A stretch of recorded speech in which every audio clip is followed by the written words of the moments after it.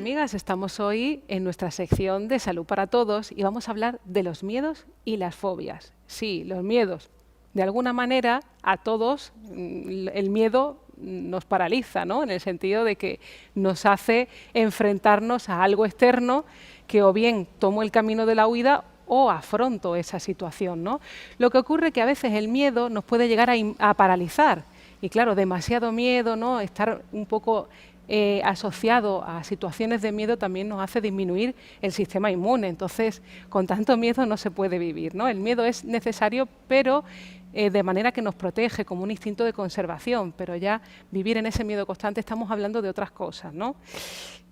Y cuando hablamos de miedo y de fobias también voy a introduciros la angustia, que ya la tratamos en otro lugar, y la angustia dijimos que era un miedo a una cuestión interna, es decir, a deseos reprimidos, inconscientes en nosotros, que no podemos saber de ellos solamente por los efectos, ¿no?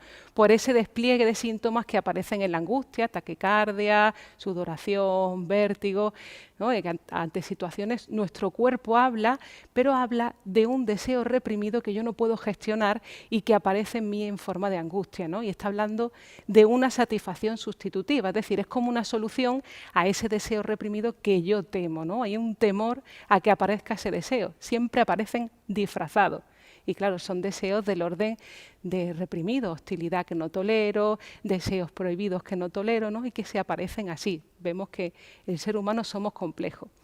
Y en las fobias siempre está asociada esa angustia.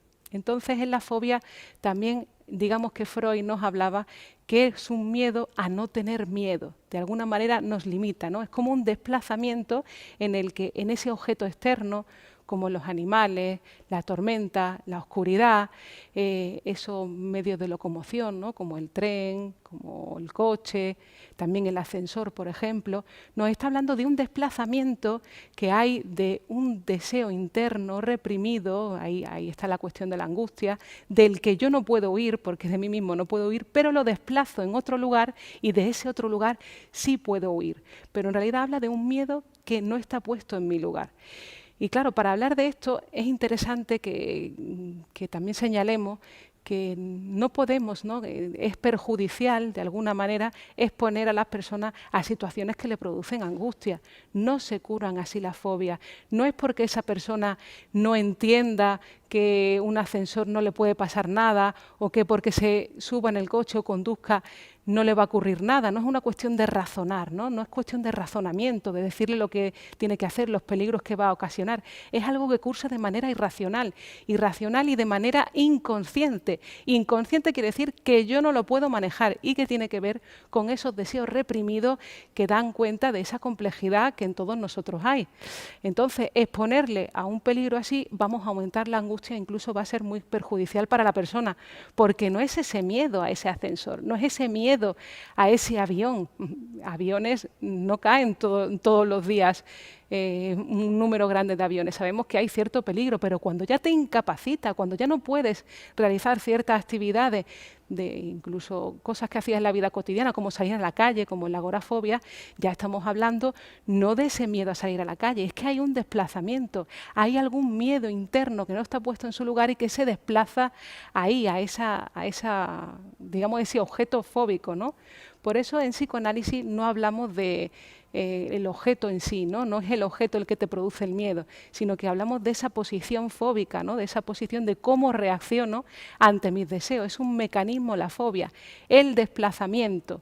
Entonces, para que hagamos un ejemplo de esto, ¿no? Porque son temas un poquito complejos, para que hagamos esto, voy a hablaros de la fobia de un niño de 5 años en el que el niño tenía, a lo largo del tratamiento, que recibió un tratamiento psicoanalítico, vemos cómo el niño en un momento determinado tenía mucho miedo a ser bañado, una fobia a ser bañado.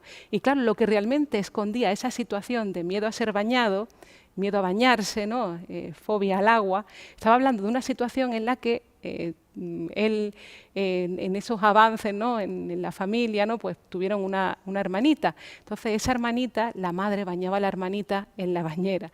Entonces, claro, él tuvo deseos, se descubrió a través del análisis, ¿no? De esa interpretación, de esa escucha analítica que nos habla de esos deseos reprimidos que transmutan, transforman esos deseos en algo que mi conciencia lo permita. Entonces el niño tenía miedo a bañarse porque en realidad cuando la madre bañaba a su hermanita había abrigado deseos de que la niña cayera y le pasara algo, porque claro, los celos son infantiles y vemos que cuando viene un hermanito a la familia, pues de alguna manera se siente pues como que le han quitado el trono que tenía y ese amor a mamá, ¿no? También este niño tenía un miedo a los caballos, ¿no? A que le mordiera un caballo. Y claro, también visto así, podríamos decir, parece absurdo que tengas miedo que te muerda un caballo. ¿De dónde puede provenir, ¿no? Y a través del análisis se fue descubriendo, transformando esa situación en la que nos decía que el miedo a morder a los caballos en realidad era como un desplazamiento de la figura del padre. Es decir, los animales de alguna manera son como un eslabón, como una similitud entre lo que son las figuras de las personas y las figuras de los animales. Entonces era como una sustitución de esa figura del padre. Digamos que en el niño había mucha función madre y no estaba puesto ese límite, esa separación con la mamá, porque claro, los niños abrigan deseos a ese primer amor y necesita que venga un no para establecer ese límite, esa orden en todos nosotros. Entonces, cuando en ese nacimiento y en ese, digamos, ese desarrollo afectivo sexual familiar, pues el primer amor es la mamá y tiene que venir el tercero a interrumpir a hacer que desvíe la mirada, ¿no? Y que pueda también identificarse con el padre. Entonces, en el niño, en ese entretejer, ¿no?, de su crecimiento, pues llega un momento en que hay una ambivalencia hacia el padre, es decir, al igual que lo quiere, también le teme, pero en ese momento, en esa familia, pues digamos que ese deseo, ese temor, por así decirlo, no estaba puesto en su lugar, no temía a ese padre, ¿no?, que también es necesario para establecer esos límites. Entonces aparecía como forma de fobia, ¿no?, cuando en realidad hablaba de ese temor al padre que no estaba puesto en su lugar. Hay dos tipos de fobias, ¿no? Podemos decir las fobias ocasionales y las fobias comunes. Las fobias comunes pues son a la oscuridad, son a las serpientes, a las tormentas, ¿no? Digamos que son miedos que todos de alguna manera pues tenemos cierto respeto, cierta resistencia, ¿no?, por así decirlo, a ese tipo de miedo, ¿no? En todos nosotros aparece pues también como una estela de esa cuestión infantil, ¿no? Por ejemplo, ese miedo a la oscuridad, a la soledad. Pero claro, cuando ya es más exagerado, ¿no?, cuando ya de alguna manera pues nos impide, ¿no?, o nos aterroriza, nos paraliza, ya estamos hablando de otra cosa, ¿no? Porque el que uno tenga respeto a ciertas cuestiones no tiene por qué paralizar tu vida. Cuando ya paraliza tu vida, cuando ya no te permite avanzar y te paraliza, ya estamos hablando de ese desplazamiento que decíamos. En realidad no es a eso, en realidad es a otra cosa que no puedo verbalizar, no puedo transformar en palabras y que está hablando de un peligro que yo no puedo huir y que lo pongo ahí para poder escaparme de eso, ¿no? Porque la angustia se manifiesta en el cuerpo, pero en la fobia ya esa angustia se encapsula, se desplaza en otro lugar para que yo pueda escapar de eso, ¿no? Es un mecanismo psíquico.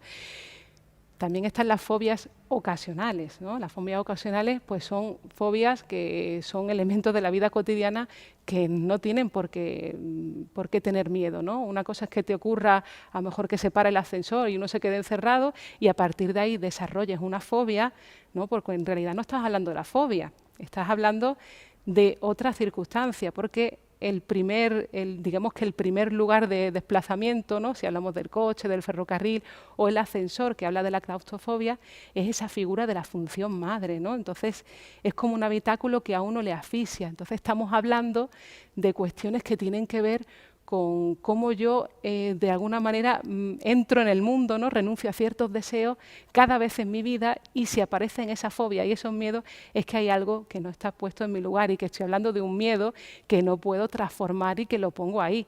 Entonces no es para que yo me enfrente al ascensor ni para que me enfrente al avión y que vea que no pasa nada. En realidad no es una cosa de pensar que no pasa nada, sino que realmente lo que me pasa es que las personas tememos a nuestras propias palabras, a nuestros propios deseos, pero no cualquiera, sino a esos deseos reprimidos que, claro, de alguna manera, pues es una energía, es una fuente de energía que salen al exterior y en esta ocasión, pues en forma de síntoma.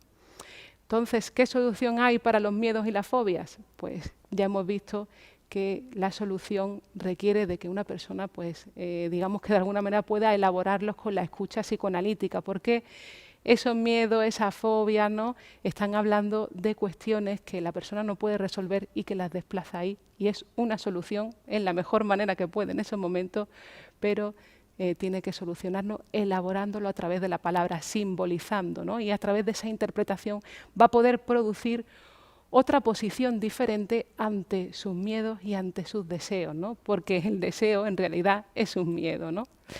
Así que bueno, amigos, espero que les haya gustado este espacio y seguimos en el próximo.